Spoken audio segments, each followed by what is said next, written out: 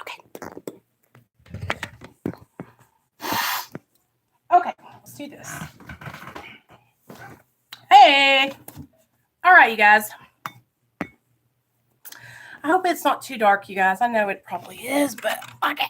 There we go. How much? That's better, I think. All right. What's up, you guys? Welcome back to Real Talk Recovery, where we talk about recovery from addiction, and I share my life with you. My name is Nicole, and I'm a recovering addict. My sobriety date is July 13th, 2015. Hey, Krissy. And I am currently tapering down from Suboxone. I am down from 12 milligrams to 8 milligrams and working my way slowly down with my physician. Tonight is Tuesday night, and it is our weekly Alcoholics Anonymous Big Book Study. That's right. That's where I read a chapter out of the big book and we discuss it. Hey, Rob. Hey, Robbie. Checking in. That's what I'm talking about. That's where I read a chapter out of the big book and we discuss it as I go along. And so if you guys are into that kind of stuff, or you want to learn more about the disease of addiction, you will like this video. Okay, it'll help you to understand the 12 steps and AA a little bit more, and it helps me. And so at the same time, while I'm helping you, it's helping me. So it's a win-win for all parties involved. Okay, so real quickly before we start, you guys, if you haven't already given this video a thumbs up, please take a second, give this video a thumbs up. It really helps push my videos out into the algorithm of YouTube. And the more people that see my videos, the more people that can get help for the disease of addiction. Yeah? Yeah, hold on. The more people that can get help, you guys, okay? So thumbs up this video, invite your friends. If you have any friends who are in their active addiction or just need some support, bring them on over, you guys. Also, we have created a Real Talk Recovery Facebook group. That's right. I finally caved, you guys, and made a Facebook group. So you can find me on Facebook at Nicole Pludre. That's Ploudre. And you can find Real Talk Recovery at real_talk_recovery. I'm coming, Nate. Hold on. Okay, I'm coming. Hey, Tim. Okay, let me get Nate, y'all. Hold on. Ugh. I'm coming, son. Come on, get your butt out. You're a big boy.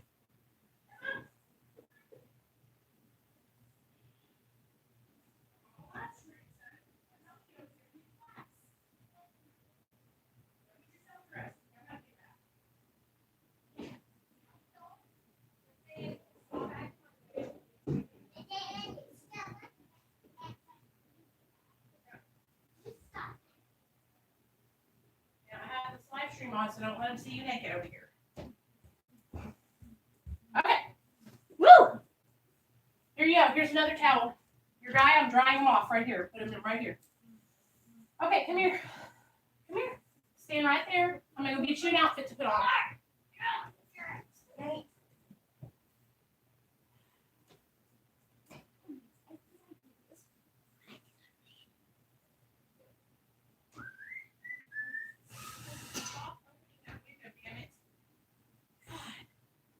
Don't go there. They'll see. Stand right here.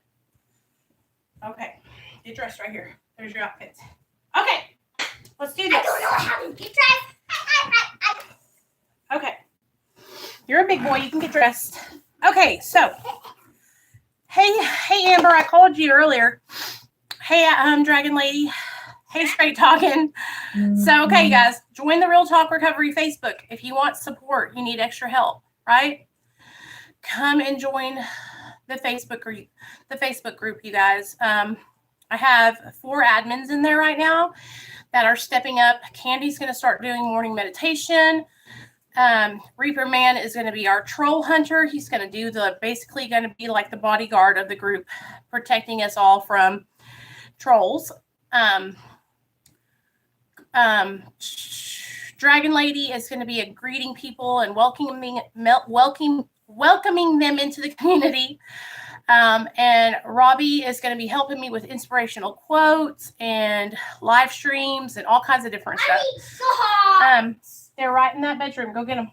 And so if you guys want to like have something to do, or you are at home a lot and you want to get involved with helping other people, come over and join the Real Talk Recovery Facebook group. And baby, I will put you to work. I will find something for you to do to help us. And it's like just to help other people, you guys. Like there's no pay. Like it's just doing service work. It's just giving back what was so freely given to you. And it's going to be great. It's going to be fun. And it's a way for us all to communicate with each other, not just here on YouTube, not just when I go live. Also, this Friday night, Dr. B is coming on the channel to answer questions. Yes, you guys, finally, it's going to happen.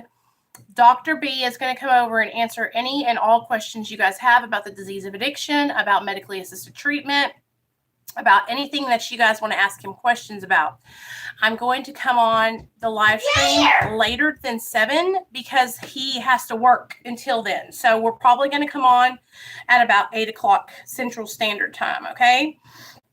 But you guys come on, bring your questions, write them down, whatever y'all want to do. And he's going to be on here to answer anything you guys have questions about.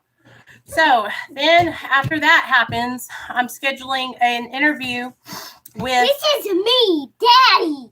With a channel, Jeff from The Recovery, and then Robbie is going to come on and tell his story too. So I got 2 interviews lined up for the next week or so. Are you talking about Jeff the Killer? No, Nate, I'm not. So we got 2 interviews coming up for the next 2 weeks. Nate, if you don't get out of here, I swear to God, I'm going to spank your butt. Now. Okay. That's right, Candy. Okay, girl. I'm so excited. Okay, so tonight we're going to finish up Tonight we're finishing up the chapter We Agnostics, you guys, okay? So we left off on page 53. Logic is great stuff.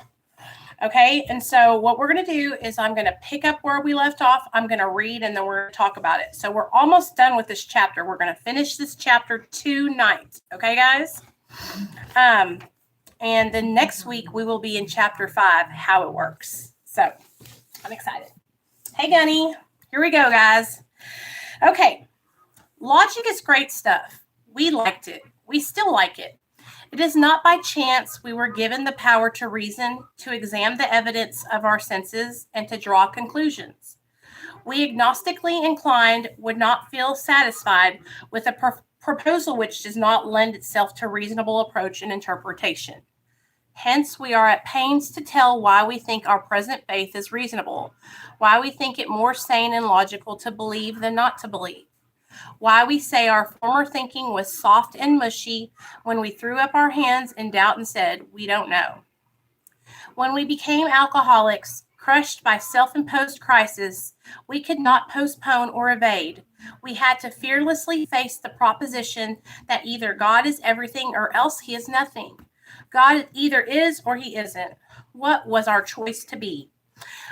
I'm going to stop right there. I really like how in this little chapter right here, this little paragraph, it says, when we became alcoholics, crushed by self-imposed crisis.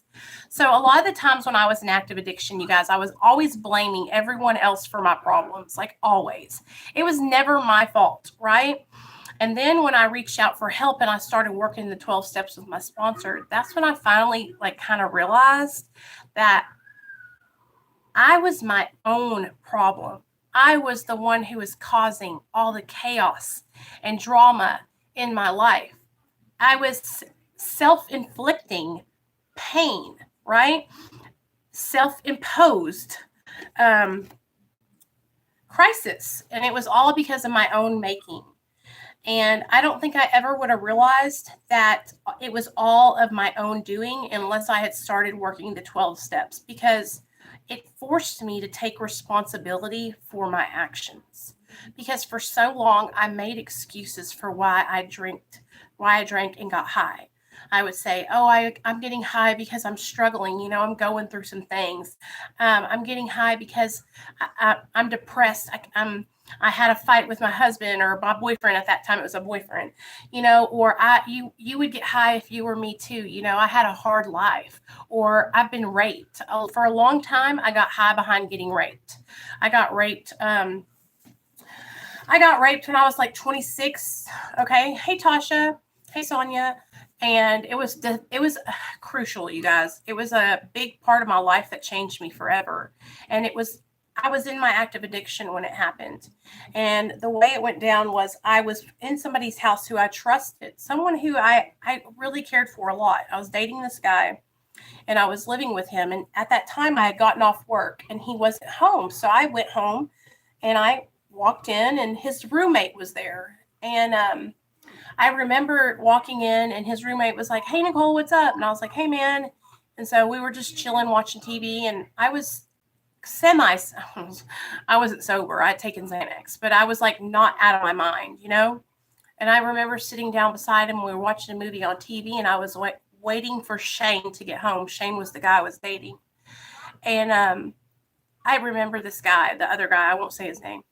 He walked out of the room and then all of a sudden the whole house went black and that all the lights were off. And I was like, what is going on? So I went to go flip the light switch on and it wouldn't come on. This motherfucker, he had cut the breaker in the house, you guys, and he chased me around this 2-story house until he finally caught me. And he dragged me across the carpet so hard I had rug burn in both of my knees and my elbows from just trying to grab onto everything. And he raped me. And he told me if I didn't give it to him, he was going to take it and he was going to hurt me real bad if I didn't. So I remember crying and just begging him to please wear a condom and not make me pregnant, you know, because at this time I was in active addiction. I was sick in my addiction, and that's all I needed. I feel uncomfortable without socks. Go in your room and grab a pair of socks. Your Mario socks are on top of the counter in the bathroom, baby. Go get them. Go get them. So that right there was like just another reason for me to get high, right? And so I got high behind that for a long, long time, you guys. Okay. We are on page 53 in the middle of the page. So it was tragic, you guys. It was a situation that it could have been avoided if I wasn't under the influence and hanging out with people I had no business hanging out with. But it wasn't my fault. And for a long time, I blamed myself for that. I said, if I wasn't there, then it would have never happened. If I wasn't getting high, I wouldn't have got raped. It was all my fault. I deserved it, right? I deserved it. And I felt like that for a long time. And I never told anybody, right? The first time I ever told anybody that I was raped was on a live stream here on Facebook and on YouTube.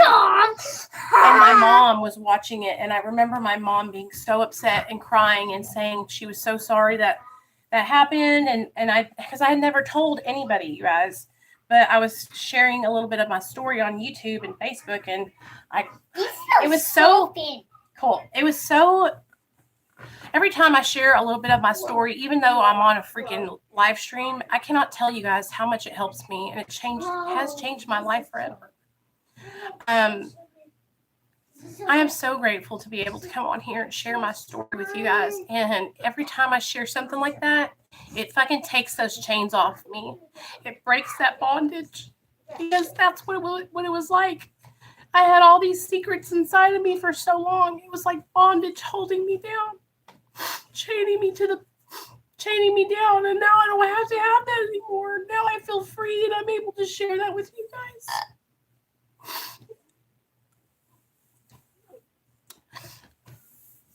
So I don't mean to get emotional, but that's a really big reason why I got high for a long time. So anyway, I'll keep on reading. Arrived at this point, we were squarely confronted with the question of faith. Okay, so now we're talking about faith. We couldn't duck the issue. Some of us had already walked far over the bridge of reason toward the desired shore of faith.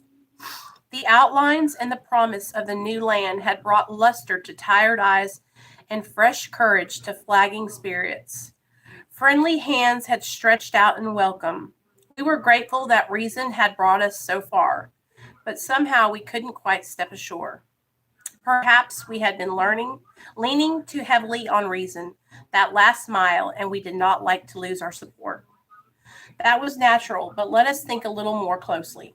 Without knowing it, had we not been brought to where we stood by a certain kind of faith? For did we not believe in our own reasoning? Did we not have confidence in our ability to think? What was that but a sort of faith? Yes, we had been faithful, objectively faithful to the God of reason. So in one way or another, we discovered that faith had been involved all the time. There's this saying, you guys, that whenever we were in our active addiction, we were all operating on faith. When you bought that dope from the dope man, didn't you have faith that that dope was going to get you high? When you were driving to your dope man's house after knowing that he gets home at noon every day, didn't you know that that dope man, you had faith that your dope man was going to be there, right? With that bag, right? You had faith that that bag was going to get you fucked up, right? That was that faith that you were having. You didn't know until you got it into your body, but that was faith, right? Not knowing what the outcome is going to be, but believing that it will be, right? That's faith. We all had faith when we were in active addiction that our drug of choice was going to get us loaded and we were going to be having that relief that we so badly were searching for, because that's what we were looking for. That's what we were all getting high for, was because of the relief behind it. We were all struggling with pain and trauma and sadness and depression and anxiety. And then when we got our drugs of choice, that was just our way of seeking relief and getting that feel-good feeling that was like, right? Until it stopped working, until we crossed over that imaginary line where it was no longer serving us anymore, right? It was ruining our lives. It was tearing us apart. We were losing our children. We were losing our jobs. We were losing ourselves, our dignity, everything. We found, too, that we had been worshipers. What a state of mental gooseflesh that used to bring on. Had we not variously worshipped people, sentiment, things, money, and ourselves? And then with a better motive, had we not worshipfully beheld the sunset, the sea, or a flower? Who of us had not loved something or somebody? How much did these feelings, these loves, these worships have to do with pure reason? Little or nothing. Were not these things the tissue out of which our lives were constructed? Did not these feelings, after all, determine the course of our existence? It was impossible to say we had no capacity for faith or love or worship. In one form or another, we had been living by faith and little else. Imagine life without faith. Were nothing left but pure reason, it wouldn't be life. But we believed in life. Of course we did. We could not prove life in the sense that you can prove a straight line is the shortest distance between 2 points. Yet there it was. Stop, Nate. Stop. Could we still say the... I know, son, but please stop. Hold on, guys. There we go. Did not these feelings, after all, determine the course of our existence? It was impossible to say we had no... Imagine life without faith. Or nothing left but pure reason. It wouldn't be life. But we believed in life. Of course we did. We could not prove life in the sense that you can prove a straight line is the shortest distance between 2 points. Yet there it was.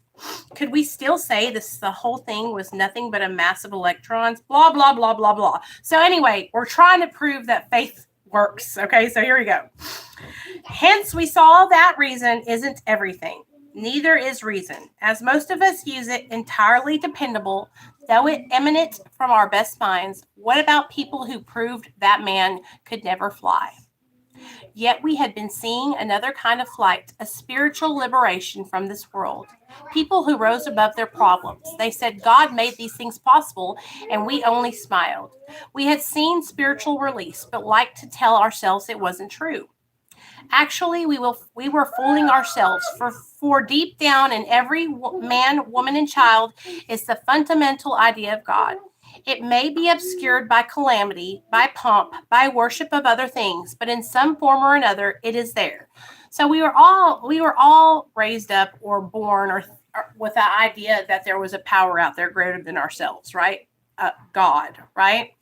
And that's why I want you guys to know. I know I have agnostic and atheist followers here on my channel. And I want you guys to know that you do not have to believe in Jesus Christ to work the 12 steps, okay?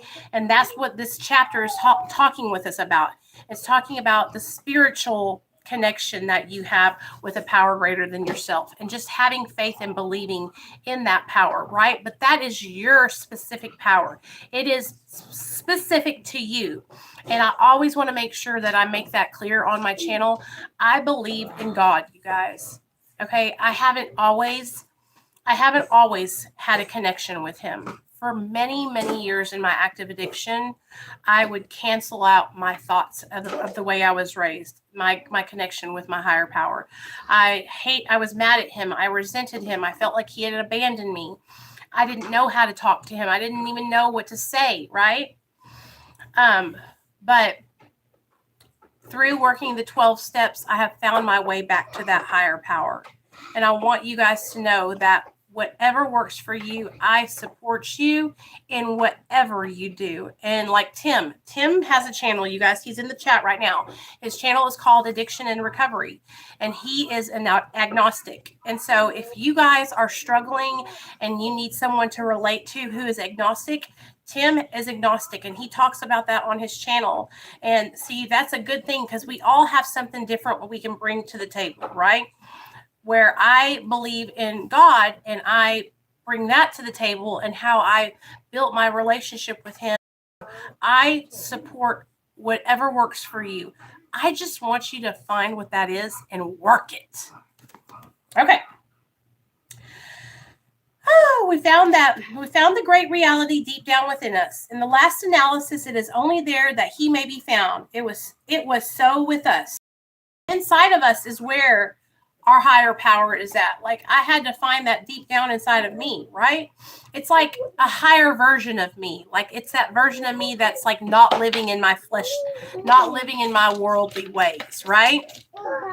It's the side of Nicole that doesn't want to get high, that wants to do the right thing, that wants to help others. We can only clear the ground a bit. If our testimony helps sweep away prejudice, enables you to think honestly, encourages you to search diligently within yourself, then if you wish, you can join us on the broad highway.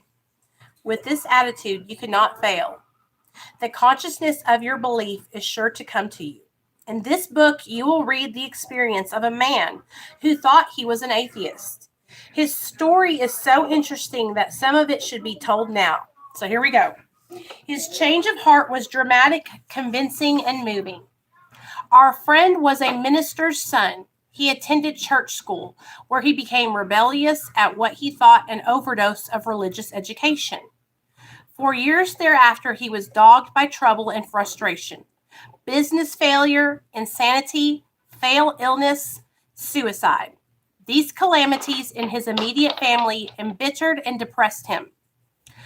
Post-war disillusionment, ever more serious alcoholism, impending mental and physical collapse brought him to the point of self-destruction. So all these horrible things were happening to him.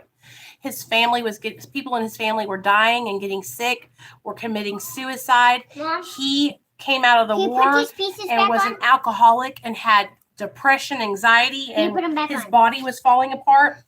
And that brought him to a point of self-destruction. So he's to death.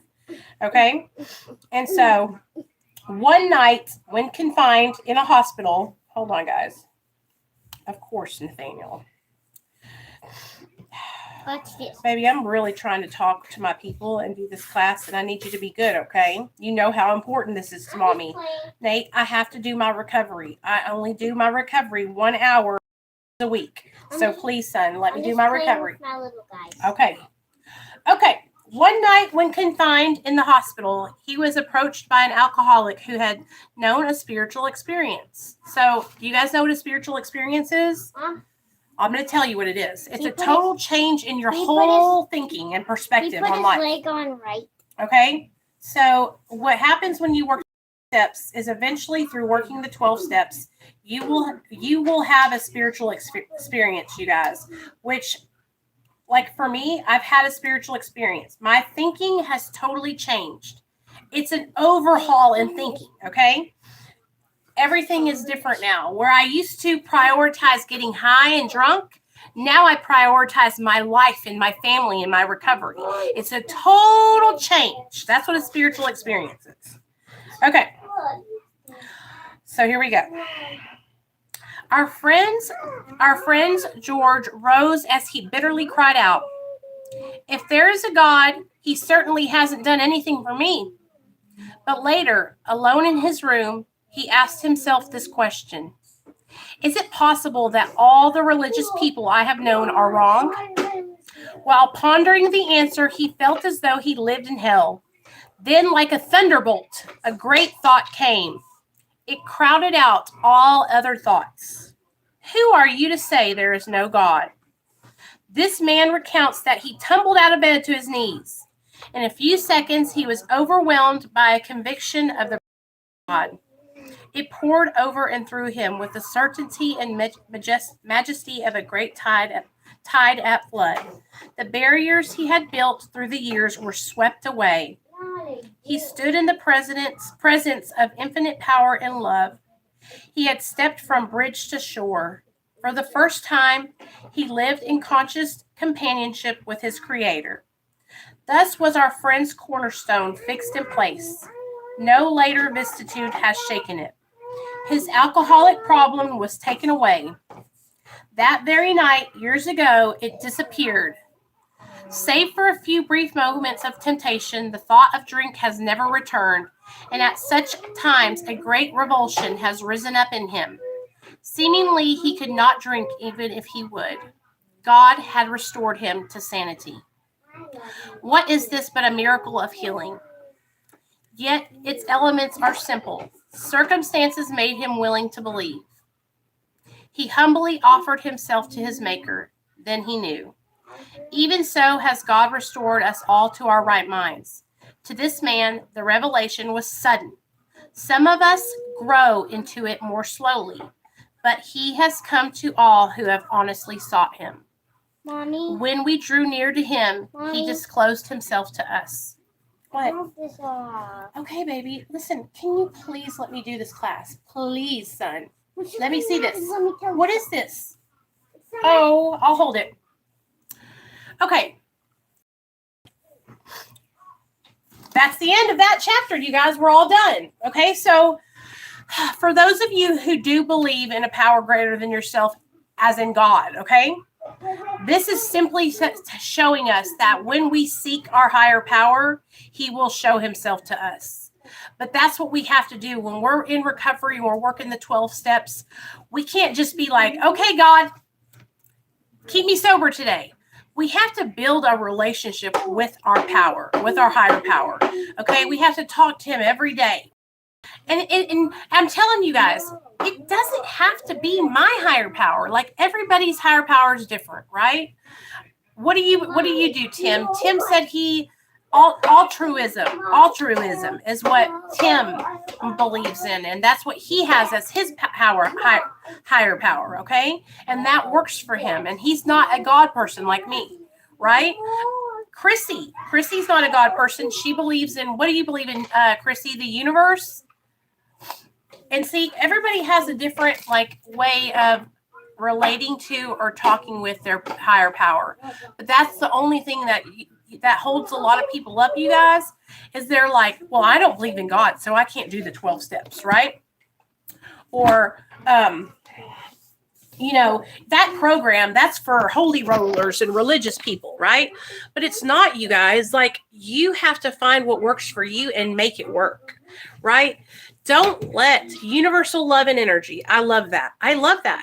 Don't let a few little words like God deter you from getting the help you truly fucking need. Okay. I was talking to a girl on the phone today. I'm going to say a little bit. Her name's Megan, and she comes to the channel. Y'all know her. I think her name on YouTube is DSOO13. But we were talking on the phone today, and I was telling her, that it can happen. Like, she is going to get, what's going to happen for her is the obsession to use will be removed. Okay. How many of you guys have started to work the steps or are working the steps and had the obsession to use drugs and alcohol leave you? Like you no longer obsess over getting high anymore. Like that's not, like every now and then I will have a thought. It'll come into my mind and usually it's about alcohol or Xanax, you guys. But for the most part, I'm not obsessing over getting high anymore. And that's because the miracle working the 12 steps, getting connected to my higher power. I'm telling you right now that my higher power has relieved me of the obsession to use. I do not constantly think every day, all day, that I want to get high.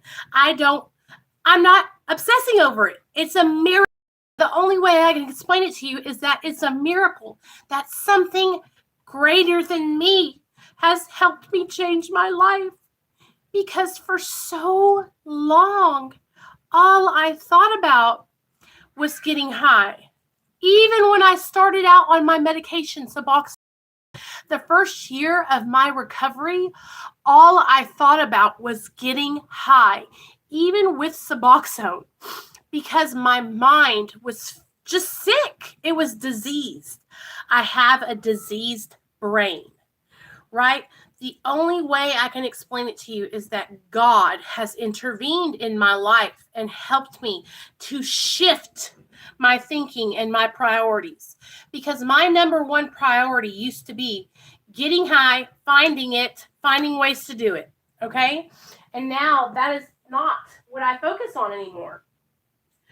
For a girl like me to go from thinking about getting high every day, all a day, to think about helping other people and helping people get sober is a miracle, y'all. The only thing I could think about before I got sober was my damn self. So the fact that I have went from selfish, self-seeking,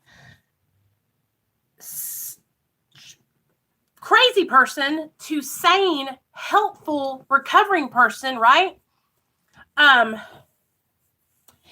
It's a miracle. I cannot explain it to you any other way than that. It's a miracle. I have never experienced any kind of overhauling of thinking and perception in my life. Right? Think about it. I practiced getting high for 13 years, you guys. 13 years of drinking and drugging. 13 years of sticking myself in and lying and cheating and manipulating, right? The only way I can explain it to you is that God has worked in my life, y'all. And I want other people to know that can happen for them. That miracle can happen for anyone. You just have to be willing to seek out that help and actually take direction, right? And actually let someone else help guide you. That's another thing, you guys, that a lot of people struggle with is that we only want to do so much, right? We only want to do the part where we don't have to get on the phone and call anybody and be accountable to anybody. I'm going to tell you guys something. I probably give my number out to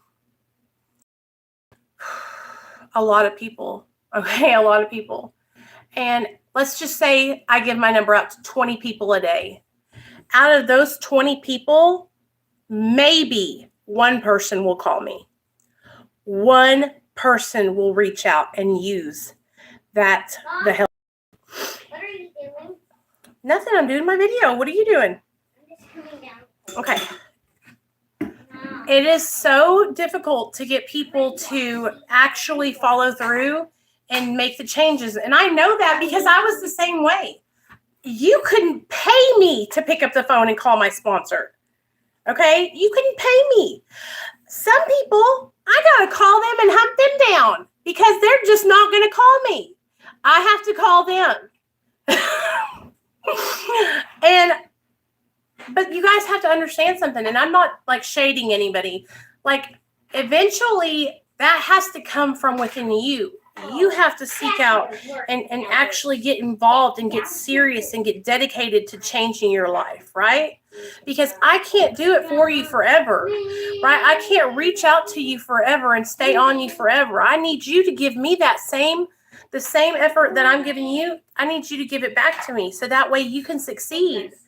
And so it really is difficult, you guys, and it makes me sad sometimes because I want all of you guys to succeed. I want you guys to do good. I want you guys to stay sober. I want you to make it. But for me, I had to get to that point where I was making the call because I just wasn't doing it and it wasn't working for me, right? Hey, Marissa. And so I love you guys, and y'all know I'm serious. Like, I'm not ever going to, freaking just stop giving up on y'all. I'm always going to be here for everybody that I try to help, right? But I just want you guys to know that we have to start working harder. We have to start focusing more on following through and doing our part, because it's just not going to happen. It's not going to happen unless we start putting in that effort, you guys, and start hitting it hard, right? Until I finally got serious and started dedicating 100% of my damn life to my recovery, I was struggling for a long time. And a lot of people might say, oh, you don't have to do it all the time. You shouldn't have to focus on your recovery all the time. I'm just going to tell you guys, anybody that I've met that hasn't put their recovery first has not stayed sober. Okay? And I'm just keeping it real with you. I've never met anybody that was able to do 10% of their recovery and 80% whatever they want and stayed sober and stayed successful. I see people who are either going at it and doing it. Half measures availed us nothing. We stood at the turning point. Okay? You cannot half-ass your recovery. Okay? It says it in the book. It tells us. And so if we want to be serious and we want to get this thing, we got to start putting 100% into it. Okay? 110%.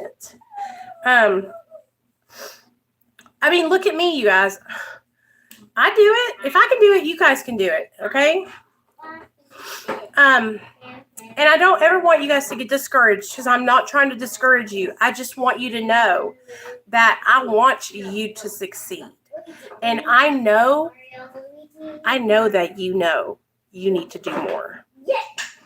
I know that you can do more. Right? So if you're questioning yourself and you're going, am I doing enough? It's probably because you're not doing enough. If you have to ask yourself the question, am I doing enough? Then you need to do more. Yeah, like the old timers. You see them at a meeting, Mom, can I have some cereal? Yeah, baby. What do you have in your hand? When I first started my channel, a lot of people gave me a hard time because I was like just gung-ho and 100% about recovery. And a lot of the people that gave me a hard time, it was like, you shouldn't have to do your recovery all the time. Hey, Eli, those people aren't sober anymore. They're not here anymore. And it's sad, and I don't mean that in a bad way, but it is, you guys. Just like I put 100% of my addiction, I got to put 100% of myself into my recovery. Okay? So think about it. You know how you went hard to get high? You got to go hard to stay sober now.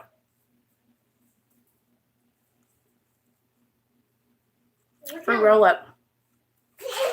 That doesn't look like a fruit roll. But it is anyway, because I know. This is so long. Yeah. I wish You guys, I used to do the same thing though. When I relapsed all the time, it was because I stopped doing stuff. I would stop calling my sponsor, stop going to meetings, stop doing these live streams. Like, I wasn't doing live streams back then.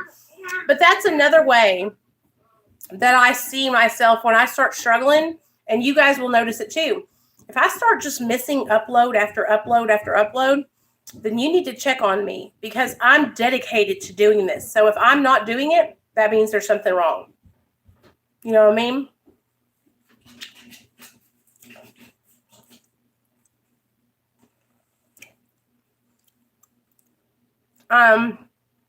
I'm not such a hard ass that,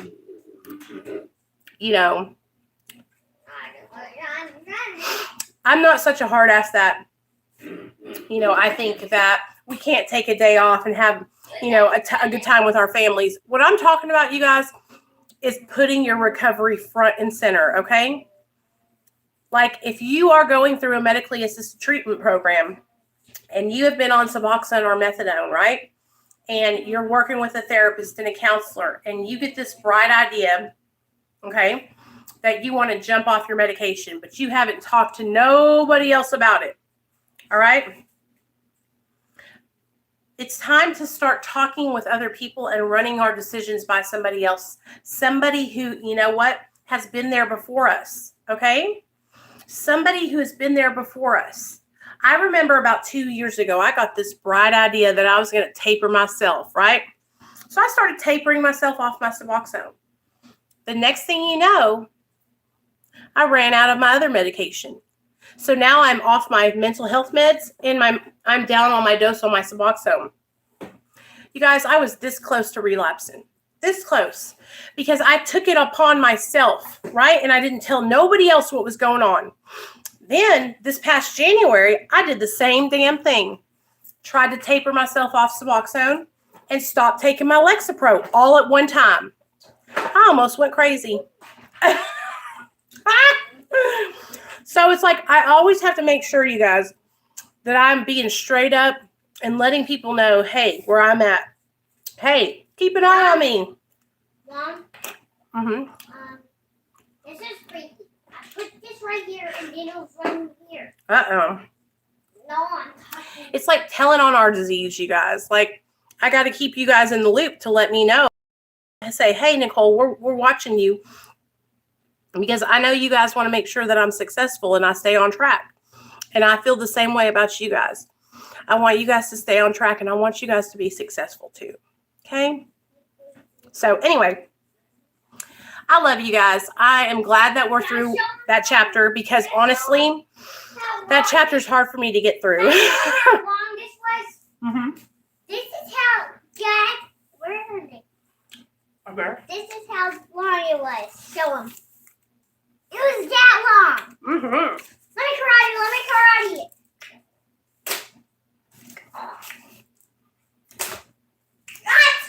Hold it tighter. So tight. What? Hey! There you go. But now the next chapter we're going to start is how it works. And it's going down. I love you guys too. So if you haven't already, you guys, go over to the Real Talk Recovery Facebook page and join us in the group. It is 7:15 right now. And at 10 o'clock, I'm going to go live over on Real Talk Recovery, the Facebook group. Okay? And we are going to, guess what? We're going to do the nighttime meditation. So if you're up late at 10 p.m. Central Standard Time, come on over to Real Talk Recovery Facebook group and do a nighttime meditation with us. Is that going to be after it's dark right now? Yes, that's right. I do want you guys to succeed. I don't want y'all out there dying. You know, I was just talking to my friend Ian, the guy that we saw, Ian. And it's like, it gives me a high to know that he is doing his thing and staying sober, you guys. I'm like so pumped up about it. It literally gets my blood I'm like, hell yeah. Because we all deserve to live our lives right. I'm telling you guys right now, when you get to a point in your sobriety where you start doing service work and you start helping other people, you will see exactly what I'm talking about. You guys, it is the best. It is the most rewarding experience you will ever have. To see other people benefit just from you sharing your story with them and helping them. That's all you're doing. You're not giving them money. You're not enabling them. You're sharing with them that they can do this, and you're just giving them some hope. That is the best feeling in the whole wide world. And I can't wait till all of you guys get to that point where you start giving back to other people, and then you're going to be coming back to me and you're going to go, You were right. You were right. This is like an addiction. I have so much passion for helping other people. Then you're going to understand exactly what I'm talking about and why I am the way I am. Because it is the most amazing thing in the whole wide world to see people changing their life. It's a miracle. Every single day I get to see God performing miracles in this world, and it is amazing. So anyway, I'm going to start crying again. So I'm going to get off here. I love you guys, and I'll see you guys Friday night at 8 p.m. with Dr. B. Bye. Mom? Yeah, buddy. I hope